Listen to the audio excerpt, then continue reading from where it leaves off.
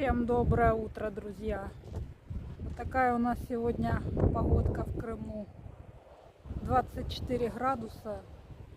Вот такие тучи идут. Ветер с Турции. На море ветер, шторм, волны. Еще и начинает громыхать и сверкать.